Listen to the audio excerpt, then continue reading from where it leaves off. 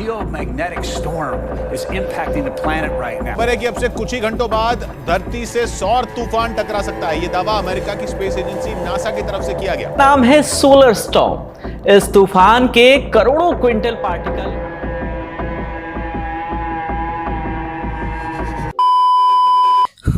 भाई साहब, ये सोलर स्टॉर्म के बारे में चारों तरफ यूट्यूब हो या टीवी चैनल्स, सब लोग यही दिखा रहे हैं। कुछ बोल रहे हैं कि आने वाले सोलर स्टॉर्म के कारण पृथ्वी जल के राख हो जाएगी, कुछ बोल रहे हैं कि सालों तक इलेक्ट्रिसिटी चली जाएगी, और कुछ लोग ज्यादा ही खुश हो रहे हैं कि 2025 में एग्जाम्स नहीं देने पड़ेंगे। मतलब कुछ भी। जो लोग इस चीज के बारे में आज पहली बार सुन रहे हैं तो टेंशन मत लो। सोलर स्टॉर्म के बारे में हम इस वीडियो में एकदम सिंपल लैंग्वेज में बात करने वाले हैं, क्योंकि ज्यादातर वीडियोस में लोग इतनी भारी भरकम शब्दों का प्रयोग करते हैं और बात को गोल गोल घुमाते हैं ताकि हमें कंफ्यूज कर सके। कभी कभी तो जो ये वीडियो बना रहे होते हैं उनको खुद को नहीं पता होता और लोग उनकी वीडियो देख के कंफ्यूज भी हो जाते हैं। मतलब वही वाली बात हो गई कि अंधा गुरु बहरा चेला। खैर, आइए इस वीडियो को शुरू करते हैं। आइए पहले समझते हैं कि ये सोलर स्टॉर्म है क्या और सब इतना डर क्यों रहे इससे। देखिए, सूरज एक बहुत ही बड़ा आग का गोला है जिसमें से चार्ज पार्टिकल्स एनर्जी के फॉर्म में हमेशा कॉन्स्टेंटली रिलीज होते रहते हैं, जिसे सोलर वाइंड कहा जाता है। देखिए, सूरज में से जो इलेक्ट्रोमैग्नेटिक वेव्स निकलती है, उसी वेव्स के चलते ये सोलर वाइंड सूरज से दूर दूर तक फैल जाता है और वो धरती से टकराती है।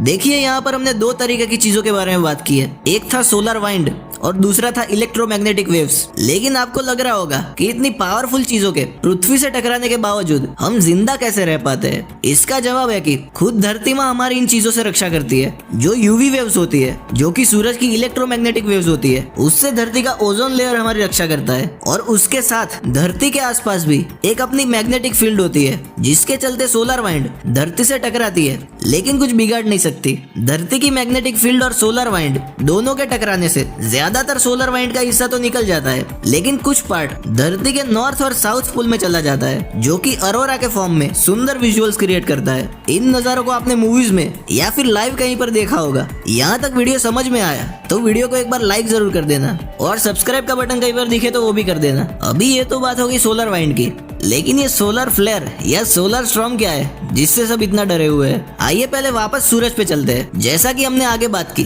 कि सूरज के आसपास अपनी एक मैग्नेटिक फील्ड रिलीज होती रहती है। अभी सूरज हमारी पृथ्वी की तरह एक जैसे मोशन में यूनिफॉर्मली नहीं घूमता, जिसे कि सूरज की डिफरेंशियल मोशन कहा जाता है। सिंपल भाषा में कहे तो सूरज का बीच का हिस्सा अलग स्पीड से घूमता है और दूसरा कहीं बाहर का हिस्सा अलग स्पीड से घूमता है। ऐसा आप सिंपल भाषा में समझ सकते हैं। इस डिफरेंशियल मोशन ऑफ सन की वजह से जो उसकी मैग्नेटिक फील्ड्स होती है वो ट्विस्ट एंड टर्न्स लेती है, जिससे कि काफी मैग्नेटिक फील्ड्स जो कि वेव्स के फॉर्म में होती है वो आपस में जुड़ने लगती है और काफी स्ट्रॉन्ग फील्ड का निर्माण करती है। ये strong magnetic energy kinetic energy and thermal energy में कन्वर्ट होती है। ये एनर्जी इतनी ज्यादा होती है कि सूरज के बाहर का हिस्सा जो कि प्लाज्मा से बना हुआ होता है, उस प्लाज्मा के साथ मिलकर ये एनर्जी यू शेप की मुड़ी हुई वेव्स की फॉर्म में बाहर आती है। ये वेव्स इतनी ज्यादा स्ट्रॉन्ग और चमकीली होती है कि वो अर्थ पर भी रात में दिन जैसी रोशनी कर सकती है। इसी चीज को सोलर फ्लेयर्स या सोलर स्टॉर्म कहा जाता है। इस प्रोसेस को आप सिंपल वे में ऐसा समझ सकते हैं कि जैसे एक कुकर होता है और उसके अंदर की एनर्जी ज्यादा बढ़ जाती है तो सीटी ऊपर हो जाती है और वो उसे रिलीज करता है। वैसे ही ज्यादा एनर्जी बढ़ने की वजह से ये एनर्जी रिलीज होती है, ऐसा आप मान सकते हैं। ऐसे सोलर स्टॉर्म्स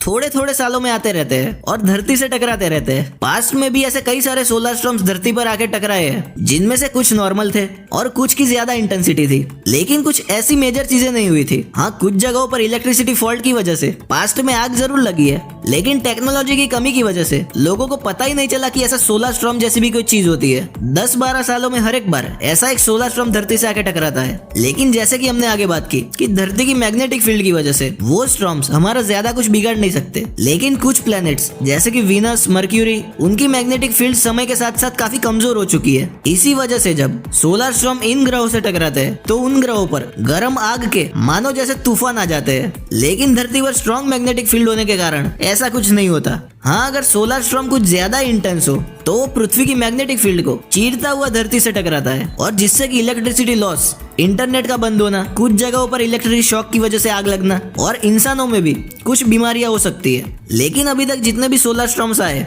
उनमें से किसी के कारण तो ऐसी चीजें देखने को नहीं मिली। आइए अभी बात करते हैं कि 2024-25 में जो सोलर स्टॉर्म आने वाला है वो इतना चर्चा में क्यों है। वेल इस बार ऐसा माना जा रहा है कि अभी तक जितने भी सोलर स्टॉर्म आए हैं, ये वाला सोलर स्टॉर्म उन सब से काफी ज्यादा इंटेंस होने वाला है और पावरफुल भी होने वाला है, जो कि 2024 के एंड से 2025 तक महसूस होगा। अभी इससे पॉसिबिलिटीज क्या क्या हो सकती है? देखिए, पहली पॉसिबिलिटी तो ये हो सकती है कि कुछ भी ना हो, जैसे चीजें चल रही है वैसे ही चलती रहे, क्योंकि पृथ्वी की मैग्नेटिक फील्ड काफी स्ट्रांग है। दूसरी पॉसिबिलिटी ये हो सकती है कि सोलर स्टॉर्म आए और थोड़ा बहुत नुकसान हो, जैसे कि कुछ टाइम तक इलेक्ट्रिसिटी बंद हो जाना, इंटरनेट बंद हो जाना वगैरह वगैरह। और तीसरी पॉसिबिलिटी ये हो सकती है, जिसके बारे में बहुत सारे लोग बात कर रहे हैं, कि सोलर स्टॉर्म इतना इंटेंस होगा कि वो सभी सैटेलाइट्स को जला देगा और वो जली हुई सैटेलाइट्स पृथ्वी पर गिरेगी और पृथ्वी जल जाएगी और विनाश हो जाएगा, जिसकी पॉसिबिलिटीज लगभग ना के बराबर है। और एग्जैक्टली क्या होगा उसका अनुमान तो कोई भी नहीं लगा सकता। अभी आइए देखते हैं कि इसका सॉल्यूशन क्या है।